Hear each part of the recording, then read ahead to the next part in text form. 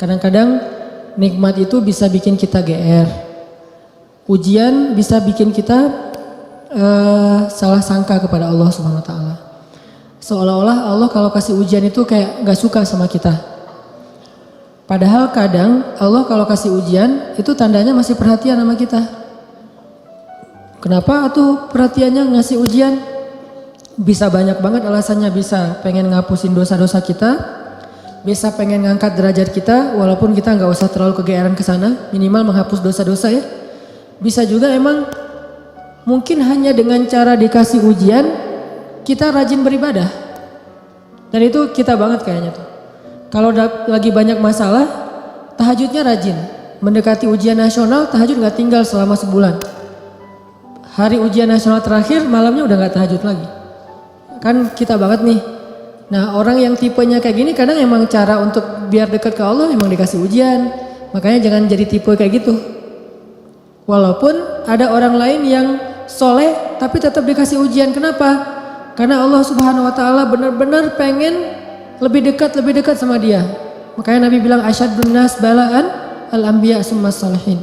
Orang yang paling banyak diuji sama Allah itu orang para nabi, kemudian orang soleh, kemudian yang mendekati kesolehan dan seterusnya dan seterusnya.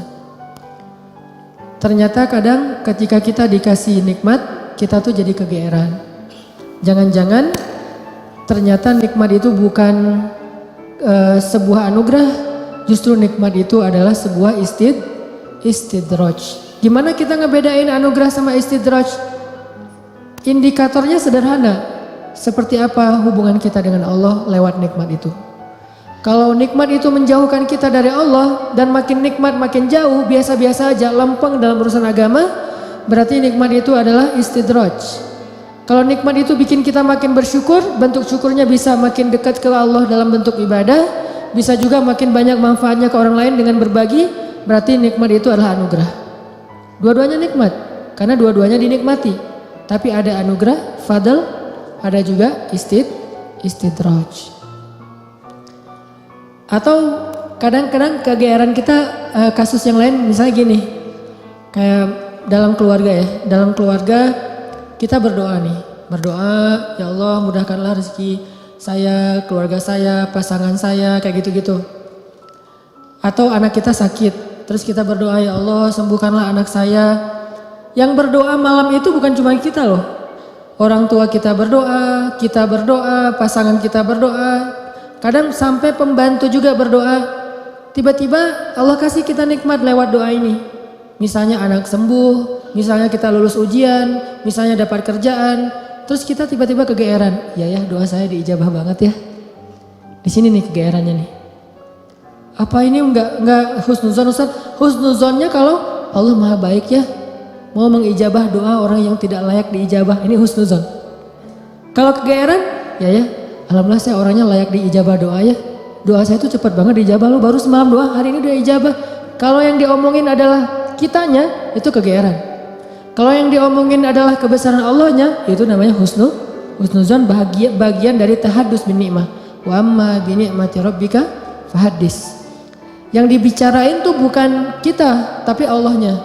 Atau kalau mau lebih nggak GR lagi, kita berhusnuzonnya bukan cuma ke Allah. Allah maha baik plus oh ini kayaknya ada doa di dalam keluarga saya nih yang diijabah oleh Allah. Bisa doa ibu, bisa doa ayah, bisa doa pasangan, bisa doa bahkan pembantu yang kita nggak tahu diam-diam dia mendoakan kita. Jadi bukan kitanya yang hebat, yang keren, yang soleh, tapi ada orang lain di sekeliling kita yang soleh kemudian mendoakan sehingga memudahkan urusan kita. Sama kayak dalam dakwah, misalnya saya dengan teman-teman bikin pemuda hijrah nih. Pemuda hijrah ini dulu taklimnya 3 tahun yang lalu paling banyak cuma 30 orang. Selama 8 tahun. Tiba-tiba alhamdulillah Allah berikan keberkahan jadi rame. Kita jadi bareng-bareng sekarang ada ribuan orang misalnya. Saya selalu mention ke teman-teman ini pasti ada orang di antara tim kita nih. Yang dia itu sama Allah itu dekat banget. Yang diam-diam malam dia berdoa gara-gara doa dialah jadi banyak kemudahan untuk kita. Bukan mungkin yang doa semua ikut berdoa, saya berdoa, teman-teman semuanya berdoa, cuman jangan kegeeran, ya alhamdulillah ya, saya baru doa kemarin sekarang udah diijabah. Ini kalau kita kayak gini, ini agak kegeeran. Sesekali wajar. Kalau sering kali, ini nggak bagus. Bikin kita jadi ngerasa udah baik, udah soleh. Dan Allah mengatakan fala tuzakku anfusakum. Jangan kalian menganggap diri kalian udah baik, soleh, suci. Huwa a'lamu bimanittaqo. Allah lebih tahulah siapa yang paling taat. Jadi teman-teman, kadang kayak gitu kegeerannya. Atau ada juga bentuk kegeerannya gini. Dia jomblo. Udah gitu ngelamar cewek hafizah 30 juz. Dia tuh belum bisa baca Quran, baru hijrah, tapi diberikan istri hafizah 30 juz. Atau sebaliknya, dia cewek baru berhijab banget, diberikan suami hafiz 30 juz. Udah gitu dia kegeeran. Wah, berarti saya udah pantas buat dia nih. Atau dia pantas buat saya. Enggak, jangan-jangan Allah sengaja ngasih kita pasangan yang soleh banget karena cuma dia yang bisa menghijrahkan kita dan memperbaiki kita. Kalau dikasih yang tanggung-tanggung ntar lepas lagi nih. Makanya dikasih yang gak tanggung-tanggung. Sekalian aja yang paling soleh, yang paling taat, yang paling berwawasan agama luas sehingga kita disuruh belajar ke dia. Bisa kayak gitu. Padahal yang datang ke dia itu banyak. Ada yang sama-sama hafiz. Kenapa yang lebih baik dari kita hafiz gak diterima? Karena udah sama-sama soleh. Terus siapa lagi yang perlu diperbaiki kan? Bisa jadi kita justru ketemu dengan orang yang keren karena Allah pengen memperbaiki kita dengan lewat orang itu. Ini biar kita gak kegeeran.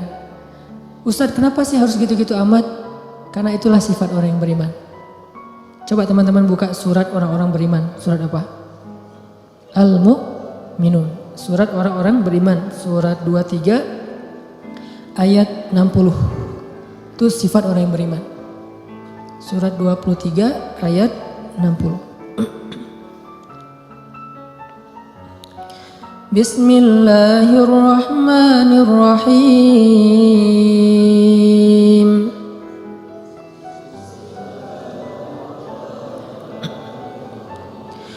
والذين يؤتون ما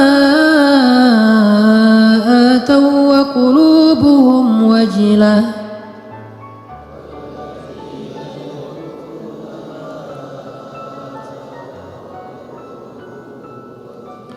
وقلوبهم وجلة أنهم إلى ربهم راجعون.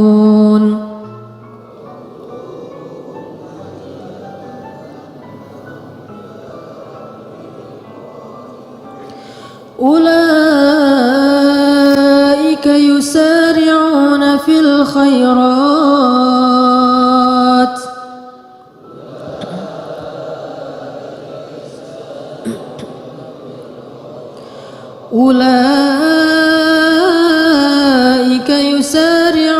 في الخيرات وهم لها سابقون.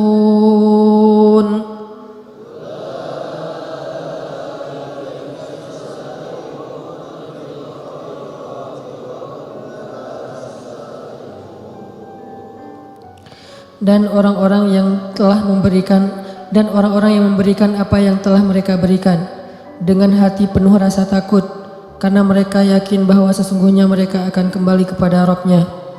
Mereka itulah orang-orang yang bersegera kepada kebaikan-kebaikan dan mereka itulah orang-orang yang lebih dulu memperolehnya. Ini terjemahannya agak sedikit rancu ya. Karena kalau kita baca tafsir bukan memberikan, melakukan. Jadi ketika ayat ini turun, Aisyah nanya kepada Nabi apa tafsirnya. Walladzina yu'tuna ma atau wa qulubuhum wajilah. Dan orang-orang yang telah memberikan apa yang mereka telah berikan sedangkan hati mereka masih merasa takut. Aisyah nanya, maksudnya apa ya Rasulullah? Kenapa mereka takut? Apakah mereka melakukan dosa-dosa? Apakah mereka bermaksiat sehingga mereka menjadi takut? Kata Nabi, bukan. Maksud melakukan atau memberikan di sini adalah mereka udah sholat, mereka puasa, mereka sedekah. Jadi bukan cuma sedekah ya, semua amal soleh. Mereka udah bantu orang. Jadi mereka itu udah banyak banget ngelakuin kebaikan, sedangkan hati mereka wajilah, masih merasa takut. Takut apa? Takut ketika kembali kepada Allah gak sanggup menghadap Allah dengan amal yang sedikit. Coba bayangin, udah banyak amal masih takut menghadap Allah, wajilah. Gimana lagi kalau berbuat dosa, beramal aja masih takut sama Allah. Kalau kita kan kadang-kadang ngerasa takut ke Allah itu kalau habis buat dosa ya. Dan ini juga bagian dari iman, keren sih. Cuman iman kan berderajat-derajat. Lahum darajatun inda rabbihim. Orang beriman aja bertingkat. Ada orang beriman ketika bikin dosa takut kepada Allah, langsung taubat. Ada yang lagi yang lebih tinggi, lagi berbuat baik takut sama Allah. Kenapa? Dia ngerasa amal baiknya tuh sedikit dan waktunya terbatas. Dia pengen berbuat yang banyak tapi nggak punya waktu, nggak punya merasa lemah, merasa tidak maksimal, merasa belum memberikan semua hak Allah, merasa kurang, merasa belum istimewa, belum sempurna. Ini orang yang walladzina yu'tuna ma atau wa qulubuhum wajilah. Makanya teman-teman, kalau teman-teman perhatiin di akhir surat Al-Baqarah kan tuh ada doa Rabbana la tu'akhidna in nasina aw akhtana. Itu bukan doa orang yang berbuat dosa loh. Itu doa orang habis beribadah. Dia habis beribadah, habis sholat misalnya, doanya Rabbana la tu'akhidna in nasina aw akhtana. Udah beribadah masih minta maaf sama Allah. Ya Allah, jangan marah ya sama saya kalau saya ada yang silap, ada yang lupa, ada yang gak sempurna. Ini orang beriman, udah beribadah masih minta maaf. Sama kayak ayat idza jaa nasrullahi wal fath wa ra'aitan nasa yadkhuluna fi dinillahi afwaja fasabbih bihamdi rabbika wastaghfir. Kalau telah datang pertolongan Allah dan kemenangan dan engkau melihat orang berbondong-bondong masuk kepada agama Allah, maksudnya apa? Kalau dakwah kamu sudah sukses. Wahai Muhammad, wahai kaum muslimin, kalau dakwah kalian sudah sukses, orang berbondong-bondong ikut pengajian, orang berbondong-bondong berhijrah, jadi tren baru sekarang Islam misalnya di zaman dulu Nabi. Orang berbondong-bondong memeluk agama Islam. Dakwah kamu tuh udah keren banget, usaha kamu tuh udah maksimal. Ketika kamu mendapatkan kesuksesan dalam dakwah, maka pujilah Allah dan beristighfarlah. Kenapa? Habis berdakwah, habis sukses malah disuruh beristighfar. Dan yang disuruh itu adalah Nabi loh secara personal, bukan kaum muslimin. Kalau kaum muslimin mungkin mengatakan fasabbihu bihamdi rabbikum wastaghfiru gitu kan ya. Tapi karena personal, fasabbih bihamdi rabbika wastaghfir. Engkau wahai Muhammad. Jadi Nabi banget yang disuruh. Kalau Nabi aja disuruh istighfar, apalagi umatnya. Dan Allah menyuruh Nabi istighfar bukan habis berbuat dosa, bukan. Karena Nabi tidak berbuat dosa. Kapan disuruh istighfar? Habis sukses dalam dakwah disuruh istighfar. Kenapa? Inilah mukmin. Dia nggak pernah merasa dirinya sempurna. Dia nggak pernah merasa bahwa ini karena kerja saya, karya saya, hasil jerih payah saya, karena saya hebat. Enggak. Istighfar tetap kepada Allah. Karena kalau nggak Allah tolong, kamu nggak akan sukses. Gitu maksudnya. Kenapa kalau Allah nggak tolong kamu nggak akan sukses? Karena apa yang kamu lakukan itu harusnya kamu nggak bisa sukses. Soalnya yang kamu lakukan itu belum maksimal, belum ideal, belum sempurna, belum istimewa. Tetap aja ada kurangnya. Karena sifat dari insan mahallul khata' wan nisyan. Pasti ada salah dan lupa, pasti. Jadi gimana pun kita dapat nikmat, hati kita wajilah. Apalagi nikmat dunia doang. Nikmat ibadah aja tetap wajilah. Nikmat ibadah kan yu'tu nama atau berarti mereka sholat, puasa, zakat, sedekah, haji, umroh kayak gitu-gitu, tilawah, hafal Quran, tapi hatinya masih wa qulubuhum wajilah. Padahal itu yang dikasih nikmat ibadah loh. Gimana kalau yang dikasih nikmat dunia? Karena nggak mungkin kan nikmat ibadah itu istidraj. Mungkin nggak? Nikmat ibadah istidraj. Allah membiarkan dia aja sholat sendiri. Nggak mungkin kan? Istidraj itu hanya berlaku untuk nikmat dunia. Tapi kalau nikmat akhirat, ibadah, ketaatan, kedekatan dengan Allah, nggak mungkin istidraj. Itu pasti nikmat yang hakiki tuh. Tetap mereka ngerasa saya banyak kurang, saya masih. Kalau sholat pasti tadi ada yang nggak khusyuknya. Ada yang khusyuk 4 rakaat sholat isya, pasti ada hilang-hilangnya gitu kan ya. Lebih tepatnya ada khusyuknya sedikit, sisanya hilang. Mungkin itu lebih tepat buat kita nih. Nggak sengaja kok udah salam aja, atau tadi sujudnya 2 kali apa sekali ya, tadi saya ruku nggak sih, apalagi kalau sholat sendiri tuh, pas udah sujud tadi saya ruku nggak sih, kan suka gitu tuh, pas udah berdiri tadi saya tahiyat nggak sih, atau langsung dari sujud langsung berdiri, kan suka gitu, salam tadi saya syahadatan nggak ya, jangan-jangan langsung Allahumma sholli ala sayyidina Muhammad, assalamualaikum, assalamualaikum, pas berdiri tadi saya baca al-fatihah nggak ya, udah mau ruku aja, suka gitu, berarti banyak kurangnya dalam ibadah kita. Tilawah juga gitu, pasti banyak baca yang salah. Jangan-jangan salah huruf, salah makna harusnya dosa. Puasa juga gitu, gak bisa jaga pandangan. Atau sedekah juga gitu, jangan-jangan saya sedekah belum bersih-bersih amat atau belum maksimal, masih banyak yang saya tahan, masih kikir. Intinya adalah jangan ngerasa udah sempurna. Sehingga ketika Allah kasih kita nikmat, kita merasa diri kita emang pantas mendapatkannya. Bukan. Ketika Allah kasih kita nikmat, kita bilang sebetulnya saya nggak pantas, tapi Allah maha baik. Ketika Allah kasih kita hidayah, sebetulnya bukan saya udah sadar, Allah menyadarkan saya. Ketika kita dapat ujian, baru kita salahkan diri kita. Makanya hadis qudsinya yang saya sampaikan di booster, kalau kalian mendapatkan nikmat, janganlah kalian memuji kecuali Allah. Kalau kalian mendapatkan masalah, musibah, sesuatu yang buruk, janganlah kalian mencela kecuali diri kalian sendiri. Ini ke diri kita, teman-teman. Dan ini kaidahnya tidak berlaku untuk orang lain ya. Karena Allah hanya mengatakan untuk diri kalian sendiri, bukan untuk teman kalian. Jadi dalam Islam itu kita dibangun juga persepsi, mindset. Jangan pakai hadis qudsi ini untuk orang lain. Lo banyak dosa tuh. Kok gitu sih? Ya kan kata Allah juga dalam hadis qudsi gini. Enggak, ini enggak berlaku untuk orang lain, berlaku untuk diri kita. Untuk orang lain selalu berlaku husnuzon. Ijtanibu katsiran minadh-dhon, jauhi prasangka buruk kepada orang lain. Kalau dia dapat nikmat, Masya Allah, Allah sayang kepada dia sehingga diberkahi rezekinya. Kalau dia dapat ujian, Masya Allah, Allah pengen menggugurkan dosa dia, pengen mengangkat derajat dia. Kalau ke kita dapat nikmat, saya sebetulnya nggak pantas, tapi Allah baik banget sama saya. Kalau kita dapat ujian, emang saya layak diginiin sama Allah, ya Allah ampunkan dosa saya, angkat musibah saya. Terus mana ada peluang buat kita menghakimi orang lain? Kan nggak ada peluang. Sesama mukmin, sesama muslim, nggak ada peluang kita menjelek-jelekan orang lain. Nah kalau teman-teman perhatikan di surat Al-Mu'minun yang ayat 60 tadi, coba mundur beberapa ayat 55, itu jelas banget. Jadi satu paragraf ini lagi ngomongin tentang bab GR nih. Ayat 55 itu orang yang GR. Surat Al-Mu'minun ayat 55 Allah bilang, ayahsabuna annama numidduhum bihi min malin wa banin nusari'u lahum fil khairati bal la yash'urun. Apakah mereka mengira ketika kami memberikan mereka banyak harta dan keturunan berarti kami menyegerakan untuk mereka kebaikan? Enggak, mereka enggak ngerti kata Allah. La yash'urun itu enggak sadar, enggak ngerti, enggak ngerasa. Jadi enggak selalu ketika Allah numiddu lahum mim malin wa banin, ketika Allah ngasih harta dan keturunan yang banyak, maksud harta dan keturunan itu kehidupannya bahagia, rumah tangganya aman-aman aja nggak ada masalah, maka berarti nusari'u lahum fil khairat, belum tentu. Seolah-olah Allah itu sayang banget sama dia, belum tentu.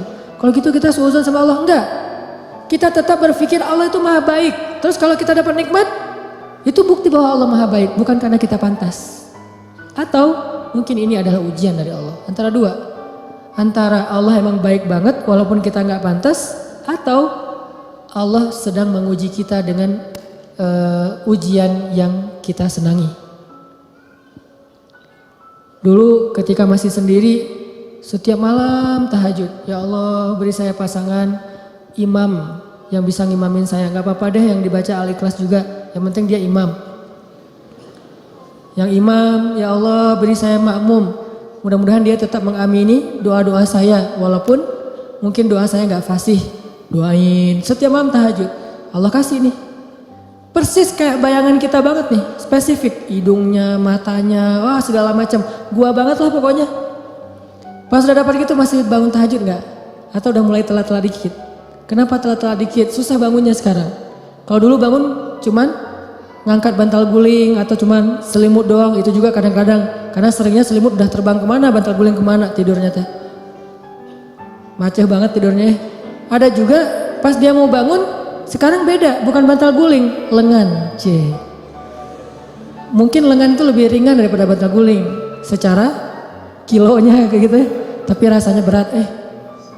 Taruh lengan, aduh gimana nih caranya, ntar dia terbangun. Kan saya nggak pengen ngebangunin dia, kasihan, alasan ya modus. Nggak tahajud, atau tahajudnya telat, atau mulai berkurang. Lama-lama tadi tahajud 11, sekarang jadi tinggal 8, 4, 2, tinggal witir doang. Tapi masih lumayan lah. Akhirnya subuh di masjid, subuh di rumah, subuh telat, subuh dijamak dengan duha. Kan bertahap tuh. Udah gitu ngejamaknya kompakan lagi, berjamaah. Jamak subuh sama duha berjamaah sama suami istri kan kompakan ya, Masya Allah luar biasa kompak, istiqomah menjamak. Allah pengen nguji kita lewat pasangan justru. Kadang Allah pengen nguji kita dengan terlalu sibuk dengan kerjaan. Tadinya kita nggak punya kerjaan, nganggur, akhirnya bisa beribadah tepat waktu. Begitu udah ada kerjaan, jadi nggak tepat waktu lagi. Kenapa? Alasannya mulai sibuk, mulai rush, mulai tight jadwal, kayak gitu-gitu. Nah ini artinya jangan selalu kegeeran bahwa Allah sayang sama kita. Bahwa kita layak disayangi oleh Allah, bukan. Mungkin antara dua, Allah emang baik banget atau Allah pengen nguji kita dengan nikmat tersebut. Jadi di sini disebutkan ayah sabun, apakah mereka mengira annama numiddu lahum min malin wa banin nusari'u lahum fil khairat bal la yash'urun. Mereka pikir kalau kami udah ngasih mereka harta dan keturunan berarti kami menyegerakan kebaikan buat mereka? La yash'urun, mereka nggak ngerti. Justru orang beriman di ayat berikutnya disebutkan walladzina yu'tuna ma ataw wa qulubuhum wajilah annahum ila rabbihim raji'un. Ulaika orang yang kayak gini nih, yang wajilah, yang ngerasa kurang, yang ngerasa nggak pantas, yusari'una fil khairat. Selalu bersemangat melakukan kebaikan-kebaikan yang lain. Kenapa? Dia merasa masih kurang dirinya. Jadi jangan terlalu kegeeran.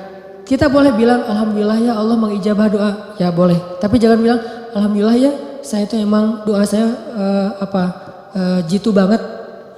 Doa saya itu emang cepat banget diijabah.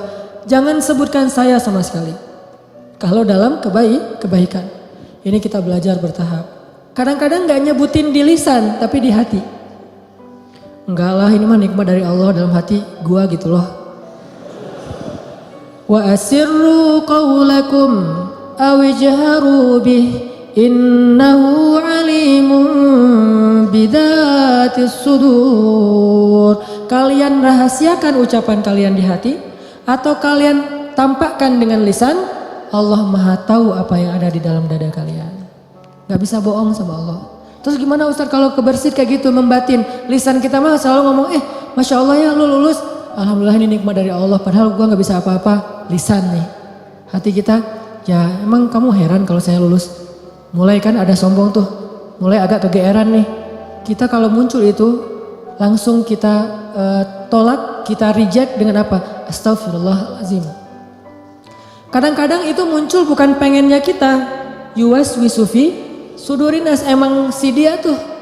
Si dia bukan, si dia mah keren buat saya. Orang itu, zat itu tuh. Yaitu khannas yuwas wisufi sudurinas. Kita gak pengen sombong, kita gak pengen riak. Dia yang yuwas-wis supaya kita sombong. Saya kan pernah cerita, ngimamin. Pengen ngimamin yang paling maksimal. Biar semuanya khusyuk. Kan kalau yang lain khusyuk kebawa pahalanya ke yang ngimamin nih. Allahu Akbar. Alhamdulillahi Rabbil Alamin. Semaksimal mungkin, sebisa mungkin yang bagus bacaannya. Pas sudah selesai sholat, yuwas-wis. Atau belum selesai sholat, baru amin. Keren juga ya suara saya muncul. Yuwas-wis. Itu bukan saya gak pengen kayak gitu-gitu amat lah. Yuwas-wis. Awal-awalnya, dulu kayak gitu tuh. Ini saya ngaku nih, awal-awalnya ngimamin, apalagi pas ngimaminnya di Mesir. Karena orang Mesir tuh suka suuzon sama orang Indonesia, dianggap orang Indonesia tuh gak bisa ngaji. Kan kepancing nih, emangnya orang Indonesia gak bisa ngaji? No, kasih mic buat gua, gitu. Ngimamin lah nih. Ngimamin ada niat pengen nunjukin orang Indonesia tuh ngajinya bagus-bagus. Mulai ya agak-agak melenceng tuh. Sehingga pas selesai sholat orang Muslim, Masya Allah kamu Indonesia tapi ngajinya enak dan segala macam. Ya udah kamu tarawih aja di sini jadi imam. Muncul was-wasah, yuwas-wisufi sudurinas. Bukan pengennya kita.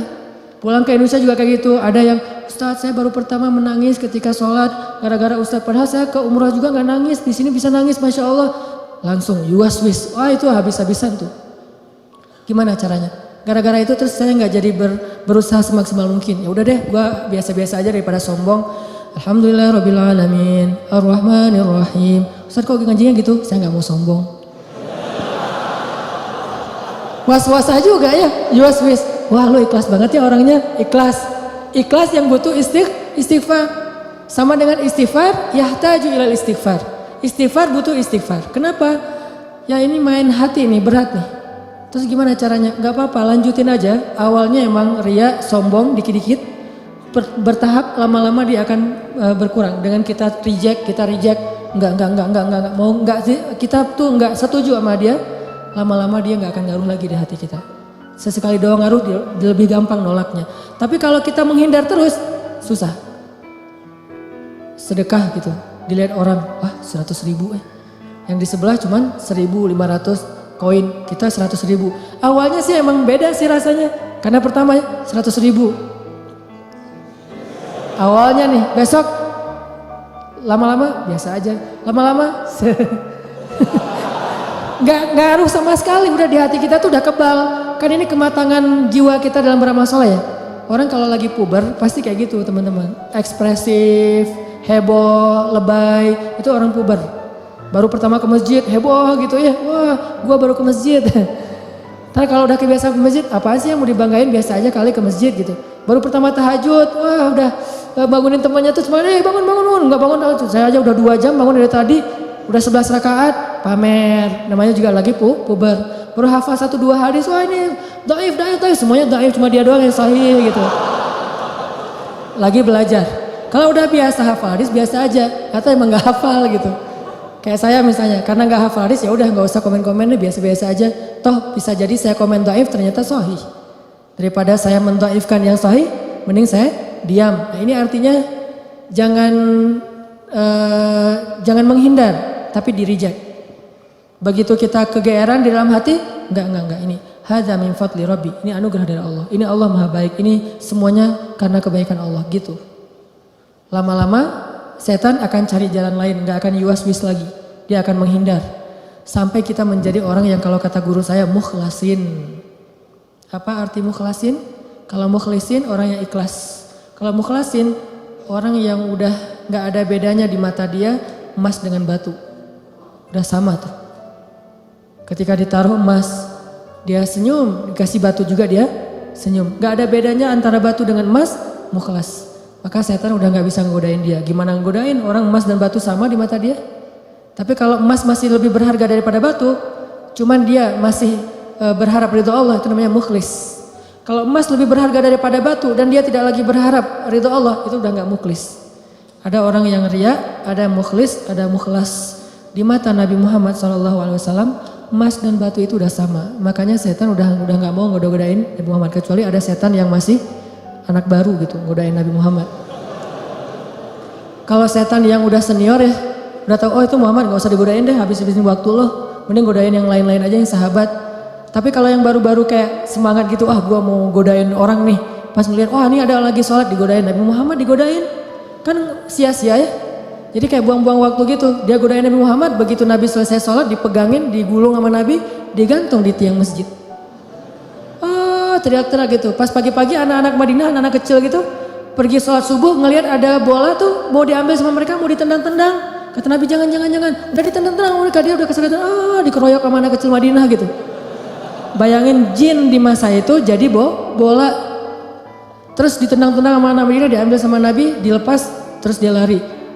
Baru dia sadar sekarang, saya ternyata salah godain, yang digoda adalah Rasulullah SAW. Kata teman-temannya, lo sih gak nanya-nanya ke senior.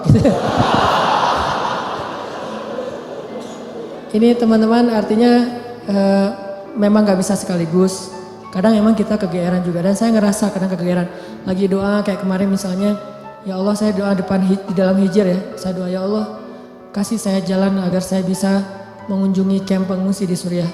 Saya pengen banget ke sana gitu, pengen ngelihat langsung. Mudah-mudahan dari situ semangat untuk bersosial, ngelakuin kegiatan kemanusiaan itu lebih kencang lagi. Pulang dari sana nggak lama kemudian dapat jalan langsung. Insya Allah April mau ke kamp pengungsi misalnya, langsung kegeeran. Doa saya diijabah ya, keren ya. Yang muncul kayak gitu kan? Enggak. Kita tolak nih. Gimana nolaknya? Sebetulnya sih saya belum pantas ke sana, tapi Allah pengen ngasih saya ke jalan kebaikan gitu. Terus aja gitu. Lama-lama hal-hal yang kayak gitu nggak akan mempengaruhi keikhlasan kita lagi. Terakhir teman-teman, balik lagi kepada awal, kalau kita ngelihat ada orang dapat musibah, kita berhusnuzon dengan cara mudah-mudahan musibah ini mengangkat derajat dia. Kalau kita ngelihat teman kita dapat nikmat, kita berhusnuzon dengan mengatakan dia memang pantas mendapatkan nikmat itu karena Allah sayang sama dia. Sebaliknya kalau ke kita dapat musibah, kita katakan saya banyak dosa, makanya dikasih ujian kayak gini untuk menghapus dosa saya. Kalau kita dapat nikmat, kita katakan saya sebetulnya nggak pantas, tapi Allah maha baik sehingga Allah memberikan kenikmatan ini untuk saya.